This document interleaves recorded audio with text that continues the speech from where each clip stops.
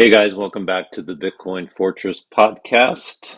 This is episode 198. Today is January 11th, 2026. We are at block height 931,866.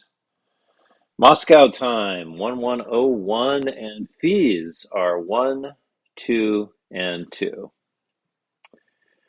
Well, this week felt like a classic Bitcoin is fine, the narrative is noisy stretch.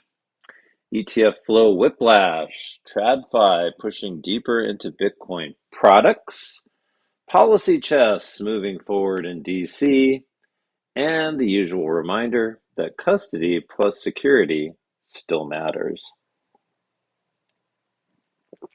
Let's jump into the news. We'll get started with markets, ETFs, and institutional pipes. First up, spot Bitcoin ETFs, a rough start to the year. Outflows and sentiment wobble. Multiple reports flagged meaningful net outflows early in 2026, and the risk on January vibe didn't immediately show up in Bitcoin ETF flows. So, don't over spiritualize ETF flows, but don't ignore them either. They are one of the cleanest real money sentiment gauges we've ever had for Bitcoin. Outflows don't mean Bitcoin is failing. They often mean macro uncertainty, portfolio rebalancing, traders rotating risk, or short-term liquidity needs. A simple mental model, ETFs amplify flows up and down because they make Bitcoin easy for allocators who don't self-custody, which there are a lot of them. Good time to remind everyone, though, that ETFs are a convenience wrapper. Bitcoin's core value is still sovereign, bearer ownership. And that's, of course, what we like to preach here on the podcast. Next, Morgan Stanley files for a Bitcoin ETF and a Solana ETF. So TradFi keeps on leaning in. Reuters reported Morgan Stanley filed with the SEC to launch Bitcoin and Solana-linked ETFs. This is the continued migration from Bitcoin as fringe to Bitcoin as product shelf. The bigger implication here, of course, is banks evolving from passive exposure providers into active crypto advisors as the wrapper business, ETFs, custody, structured products grows. And of course, are they doing this because they believe in Bitcoin? Absolutely not. The banksters are doing it because they want to make money. And they've seen how successful BlackRock has been, and Fidelity, and all the other advisors. And Morgan Stanley's like, hey, I want a piece of that action. There was a time where you couldn't buy Bitcoin at all in Morgan Stanley, and then it was only for the wealthy customers, and now it's probably going to be everybody. And of course, they're going to want to sell you their fund, not someone else's fund, because, well, that's how you make money. Again, for Bitcoiners, this doesn't change Bitcoin. It just changes access. More access means more demand variability and more narrative noise. So, Wall Street can buy Bitcoin, but they can't rewrite its rules.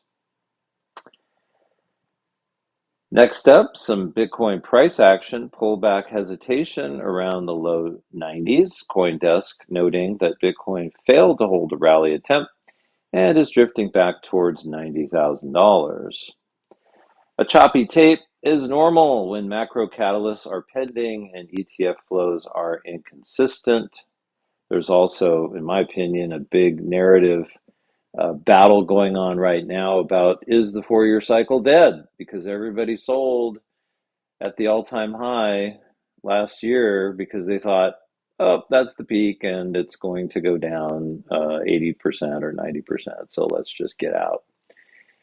And it hasn't really happened yet, but there's people that say, oh, but wait, Bitcoin's going to 10,000. hold on to your hats. And there's other people that are saying that broke the 4-year cycle, and so now it's just going to slowly climb for the next however many years. So there's a big narrative battle going on there about that. So meanwhile, and I guess in the middle of all that, you get chop. But again, one thing to remember is that Bitcoin routinely stair steps and reprices violently to the upside sometimes and to the downside. And when it goes flat, it's boredom and people lose interest and people stop talking about it. And that's probably when you should be stacking until the next repricing. Again, it's a good framework to think about Bitcoin as there's two clocks. There's a trader clock and a saver clock. And of course, we are on the saver clock, so we don't really care whether Bitcoin's trading at an all-time high or a 52-week low. We are just trading that nasty fiat in for Bitcoin every single paycheck. Moving on to policy and regulation. Structure is the real fight going on right now. First up, the Senate Market Structure Bill, hearings and markup momentum. CoinDesk reporting the Senate moving forward with a market structure vote soon, and the Bitcoin Policy Institute also flagged markup timing and negotiations. Market structure is where the United States decides who regulates what. What is a commodity versus a security? What's the sandbox for innovation? And of course, the institutions and the market in general is waiting for this, so it provides clarity so that they don't get in trouble or get sued by the SEC like happened in the last administration. For Bitcoiners, the key is preventing regulation by ambiguity that quietly strangles self-custody and open source development, which we want to protect at all costs. Again, watch the details, custody definitions, broker-dealer scope, DeFi language, and anything that tries to treat devs like intermediaries, which we've already seen a little bit of that with Samurai Wallet and others where they have been punished for writing code and have been called, operating without a money transmitter license or, supporting criminal activity or whatever. So code should be treated like free speech, and you should not be punished for writing code. It's how people use the code that matters. So, even good bills will be messy, and the win will be clarity that preserves permissionless Bitcoin. So we will sit back and watch, but it seems like the wheels are starting to turn on that now that everybody's back from their vacations. Next up, a macro catalyst on deck. CPI coming out January 13th, 2026. Kiplinger highlighted the next CPI report date and why markets care. Bitcoin, of course, trades like a high duration asset in the short run when rate expectations shift. So if CPI surprises hot, risk assets can wobble. If it's cooler, liquidity expectations ease. And of course, that's good for risk assets, which Bitcoin gets roped into that definition. Bitcoin is a long-term exit from monetary debasement, but it still gets marked to market by the macro traders. So again, sit back, relax, stack sats, stay humble through all of the noise. Next up, we will jump into corporate treasuries and the Bitcoin balance sheet era that keeps evolving. First up, strategy and the reality of Bitcoin treasury volatility. Reuters reported strategy disclosed large unrealized losses for Q4 of last year and commentary about reserves. Treasury companies are leveraged narratives on top of Bitcoin. They're important. Again, they're buyers, right? And hopefully not sellers, but they're not the base layer. So the bull case is disciplined accumulation and capital markets access. The risk, drawdowns, investor patience, and index inclusion mechanics. Speaking of that, next up, MSCI backs off excluding digital asset treasury companies from indexes for now. Financial Times reported MSCI didn't proceed with a proposed exclusion of DATCOs, and Barron's discussed the market reaction for strategy. This is a sneaky big deal. Index inclusion can drive forced buying and selling via passive funds. The meta story here is that institutions are still figuring out whether Bitcoin treasury firms are operating businesses or quasi ETFs. The takeaway here is even equity index mechanics are starting to orbit Bitcoin. That's adoption, messy, but real. And last, more corporate treasury creep beyond the usual suspects. A Morningstar PR item noted hyperscale data's Bitcoin treasury plus cash balance snapshot. The Bitcoin on the balance sheet playbook is spreading, sometimes prudently, sometimes as a marketing stunt. We need to filter, of course, and ask a few questions. Number one, do they have a time horizon? Number two, do they have an operational cash runway? And number three, do they have a clear custody policy? And finally, number four, no forced selling risk. So before you invest in those guys, if that's what you choose to do, although I'd rather just buy Bitcoin, you got to think about those things. Next up, we move on to mining difficulty, mining and network fundamentals. Boring equals bullish. Bitcoin difficulty adjustment and early 2026 shift and what it signals. Coverage noted the first 2026 difficulty adjustment and referenced CoinWars estimates for the next adjustment window. Difficulty is the heartbeat of security for Bitcoin. Price can chop, but hash plus difficulty show the underlying competition to secure the chain. If blocks come in faster than 10 minutes, difficulty rises. If slower, it falls. Quick primer on the difficulty adjustment. Practical implication is miner profitability pressure can drive consolidation of miners and perhaps selling of Bitcoin, which is miners are the natural seller of Bitcoin since that's what they produce and what they have to sell in order to pay their bills. But the network self-corrects relentlessly, and the trend on hash rate, of course, as we know, has been very strong up and to the right with very few pullbacks other than when China came offline. And then everybody just moved somewhere else because, well, of incentives. Next up, we will talk a little bit about security, custody, and the system. First up, a $27 million multi-sig compromise. Multi-sig, of course, isn't magic. Yahoo and The Block reported on a multi-sig wallet compromise and laundering activity. Multi-sig reduces certain risks, but implementation, key management, and operational security matter more than the buzzword. Multi-sig best practices versus multi-sig somewhere in a web app with sloppy OPSEC is what you need to be thinking about. So, public service announcement, hardware keys.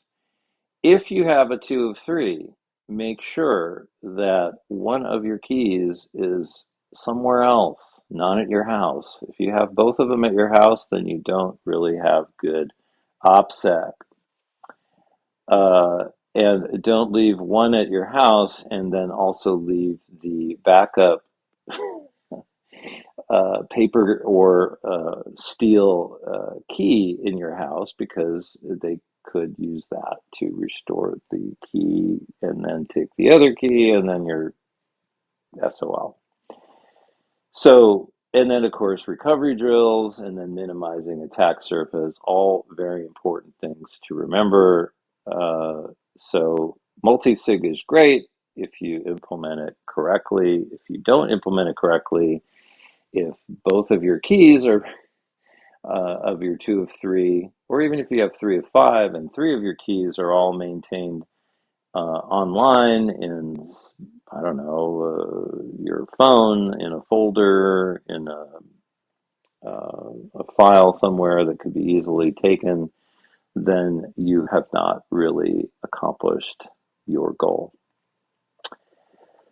Next up, Samurai Wallet forfeited Bitcoin controversy, sale versus strategic reserve narrative.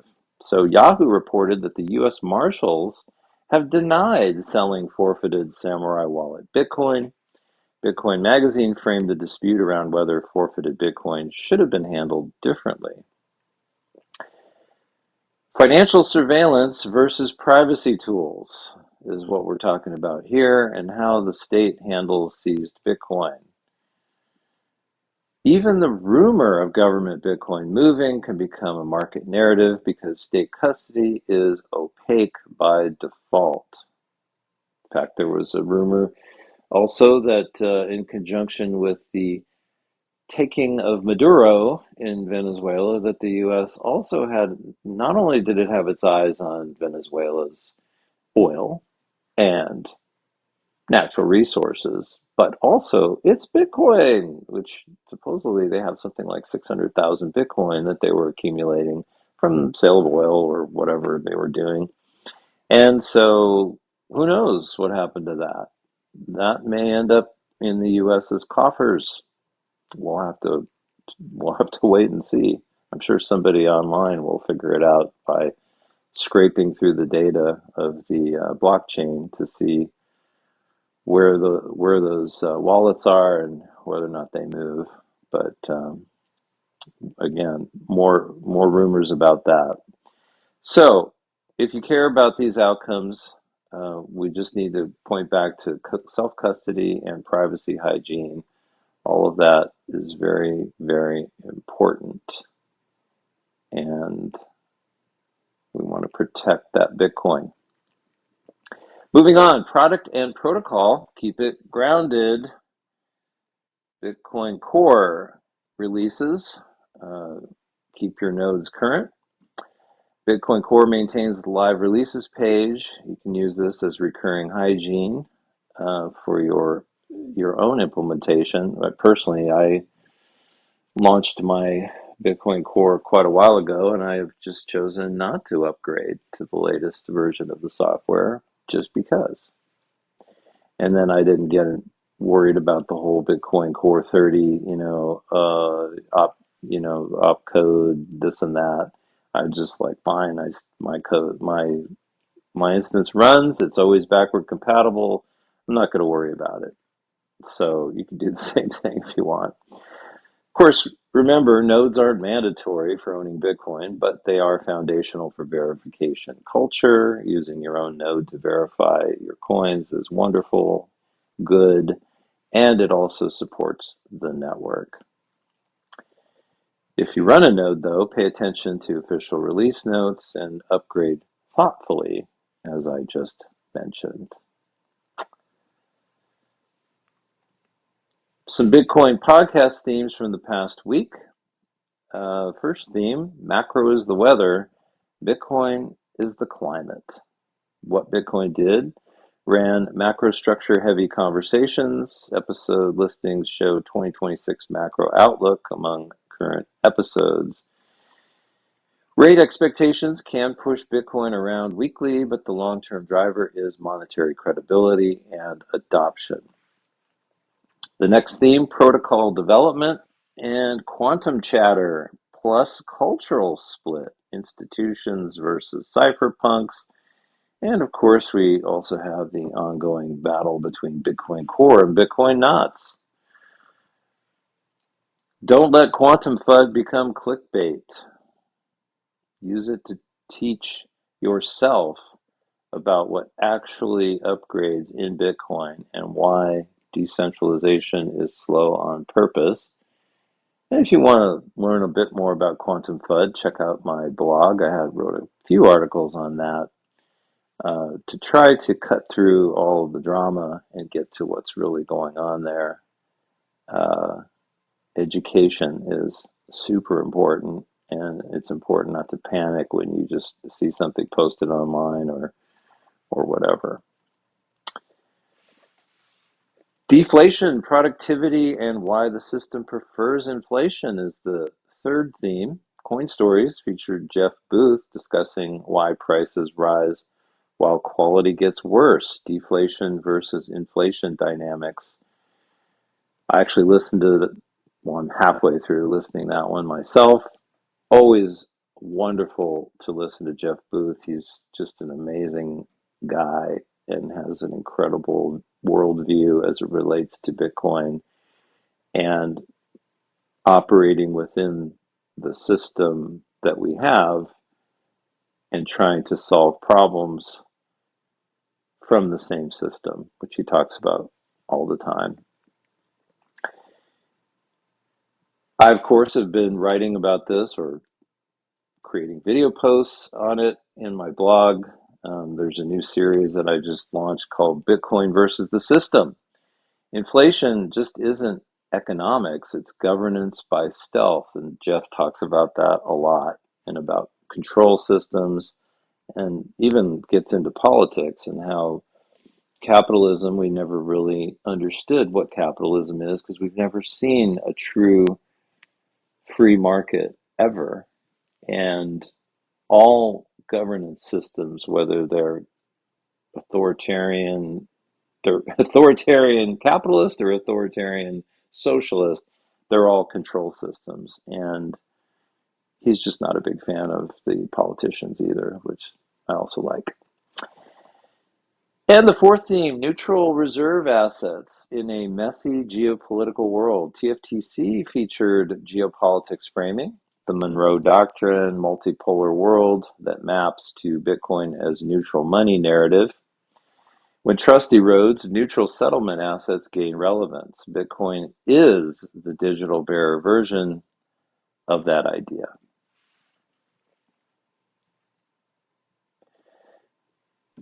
Next up, wanted to mention this week's featured Substack post. The post is entitled Bitcoin Infinite Banking When Nelson Nash Meets Sound Money. This was actually a follow-on to another post that I had on the same subject that was prompted by some comments I received on a prior post. And so it was just kind of a fun rabbit hole to dig down into. Started out with the concept of the Bitcoin family bank, then kind of started talking about Bitcoin denominated life insurance policies because they're actually out there now versus fiat denominated life insurance policies, and then wrapping that into the whole concept of the Nelson Nash infinite banking. So, the core takeaway, of course, is traditional infinite banking can build a personal financing system, but it's still usually anchored to an inflating unit of account. My thesis is that Bitcoin completes the equation by fixing the money itself. So, infinite banking, if you don't know what it is, it's a personal liquidity system using whole life insurance policy cash value as a financing base. And so infinite banking plus fiat, and here it's fiat's decay, but infinite banking plus Bitcoin savings changes the long-term math. Don't need any numbers in this example. We'll just say that instead of selling Bitcoin at the wrong time, you finance life events without sacrificing long-term upside. But structure matters, policy design, counterparty risk, and not getting wrecked by complexity, of course, are very important. And a lot of homework is required in this area if you plan on doing something with that. But anyway, check it out. Link in the show notes. And if you want to go deeper, check out my 3 Bitcoin Fortress books. They're designed to be practical, straightforward, and focused on building real-world conviction and resilience. And again, links in the show notes to that, as well as all the articles that we covered here today, if you want to dig deeper. And so that's it for this week. If you found value here, share the show with a friend who's trying to make some sense out of this crazy world that we live in with a crazy start to 2026. And until then, until next time, stay humble, stack sats, and build your fortress. We'll talk to y'all next week. Bye-bye.